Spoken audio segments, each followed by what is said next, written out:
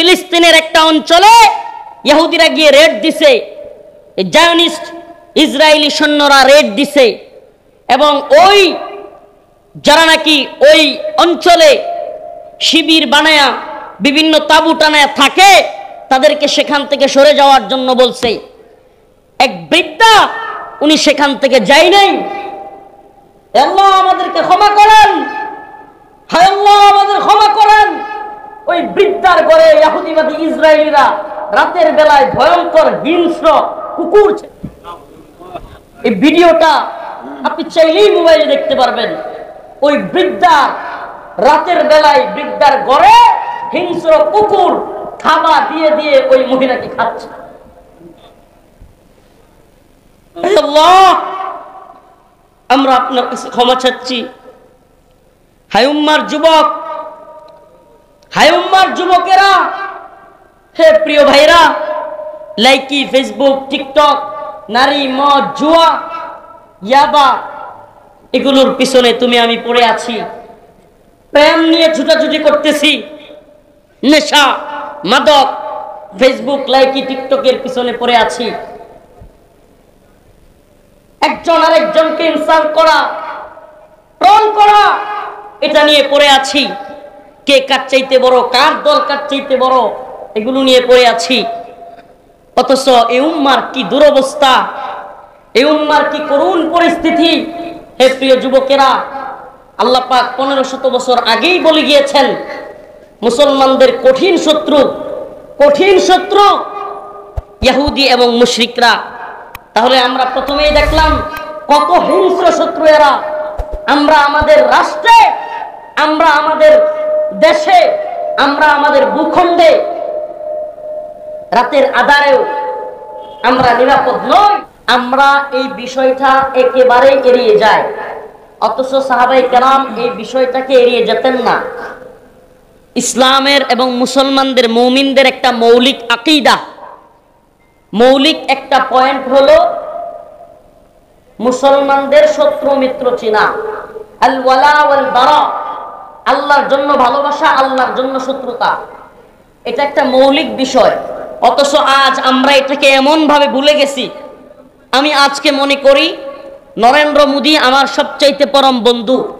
আমি আজকে মনে করি ইসরায়েলের প্রেসিডেন্ট বিনয়ামিন নেতানিয়াহু আমার পরম বন্ধু।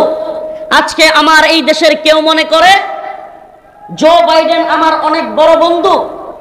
ইহুদি, খ্রিস্টান এবং মুশরিকরা মুসলমানদের বন্ধু হতে পারে না, এই ন্যূনতম জ্ঞান ওদের মধ্যে নাই। আর যদি আপনি বলেন যে এদের মধ্যে হুজুর জ্ঞান আছে, তাইলে আমি বলবো জ্ঞান থাকলে এরা হয় স্বার্থের ধান্দাবাজ অথবা ক্ষমতার লোভী। এই 2-3 তরিকার বাহিরে কিছু হতে পারে না। আল্লাহ পাক যেখানে, আমি আলোচনা লম্বা করব না, আগেও বলেছি আবারও বলতেছি, আল্লাহ পাক যেখানে কোরআনে সুস্পষ্ট বলতেছেন, ইয়া আইয়ুহাল্লাযীনা আমানু লা তাত্তাখিযুল ইয়াহুদা ওয়ান নাসারা আউলিয়া বা'দুহুম আউলিয়াউ বা'দ ওয়া মান ইয়াতাওয়াল্লাহুম মিনকুম ফাইন্নাহু মিনহুম ইন্নাল্লাহা লা ইয়াহদিল কওমাজ যালিমিন।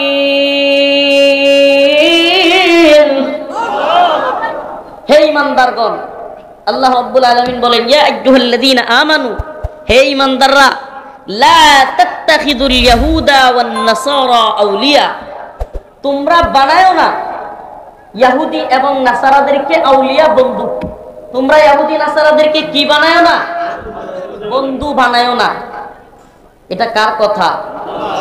কার কথা? যদি আল্লাহর কথা হয় তাইলে আমাদের জন্য মানা কি ফরজ কিনা?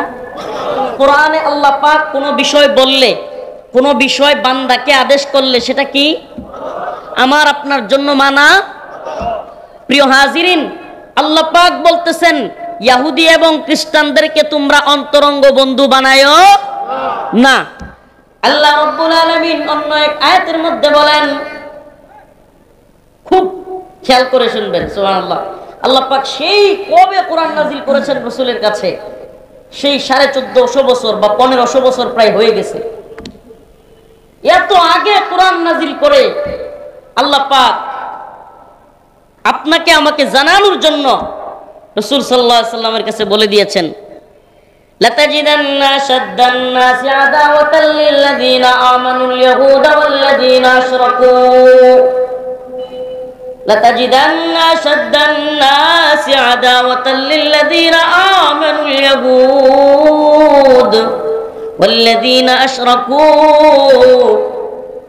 আল্লাহ বলেন লাতাজিদান্না শাদ্দান নাস, মানুষদের মধ্যে তোমরা পাবে আদাওয়াতাল লিল্লাযিনা আমানু, মুমিনদের শত্রুতা পোষণকারী। মানুষদের মধ্যে মুমিনদের শত্রুতা পোষণকারী হিসেবে তোমরা পাবে আসাদ্দান নাস, শক্ত শত্রু, নরম না শক্ত, কঠিন শত্রু।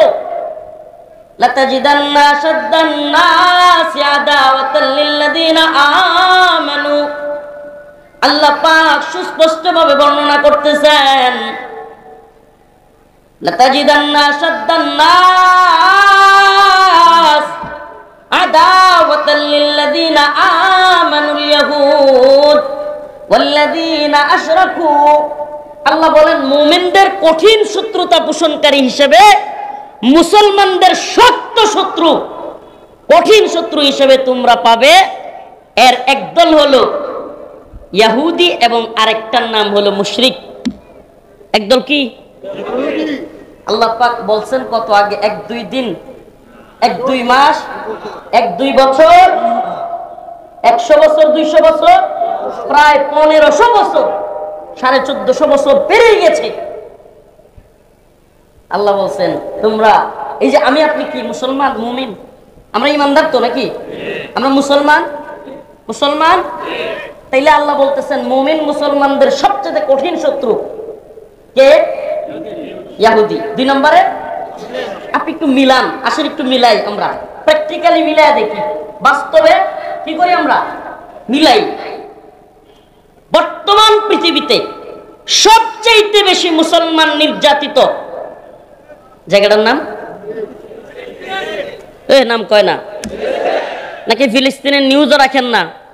আল্লাহ, কোন মুমিন ফিলিস্তিনের খবর না পাইলে, ফিলিস্তিনের খবর পর্যন্ত না রাখলে আর দোয়া না করলে এই মুমিন মুনাফিক হিসেবে মৃত্যুবরণ করবে। আপনি জানেন আজকের খবর, আল্লাহর এক বান্দি, বৃদ্ধ বয়স, অনেক বৃদ্ধা মহিলা,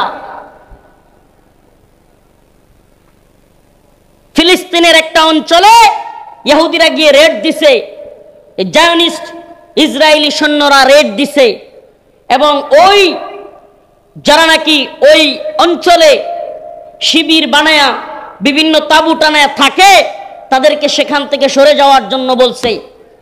এক বৃদ্ধা, উনি সেখান থেকে যায় নাই। আল্লাহ আমাদেরকে ক্ষমা করেন, হায় আল্লাহ আমাদের ক্ষমা করেন। ওই বৃদ্ধার ঘরে ইহুদিবাদী ইসরায়েলিরা রাতের বেলায় ভয়ঙ্কর হিংস্র কুকুর, এই ভিডিওটা আপনি চাইলেই মোবাইলে দেখতে পারবেন।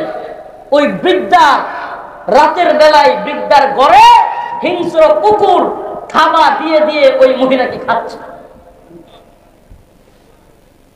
আল্লাহ আমরা আপনার কাছে ক্ষমা চাচ্ছি।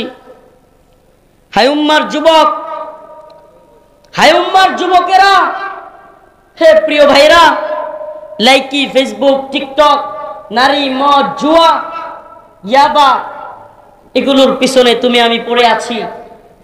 প্রেম নিয়ে ছুটাছুটি করতেছি, নেশা, মাদক, ফেসবুক, লাইকি, টিকটকের পিছনে পড়ে আছি।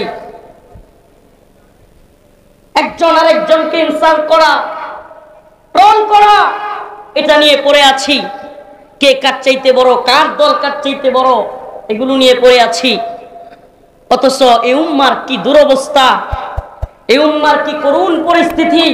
হে প্রিয় যুবকেরা, আল্লাহ পাক 1500 বছর আগেই বলে গিয়েছেন মুসলমানদের কঠিন শত্রু, কঠিন শত্রু ইহুদি এবং মুশরিকরা। তাহলে আমরা প্রথমেই দেখলাম কত হিংস্র শত্রু এরা। আমরা আমাদের রাষ্ট্রে, আমরা আমাদের দেশে, আমরা আমাদের ভূখণ্ডে রাতের আঁধারেও আমরা নিরাপদ নই।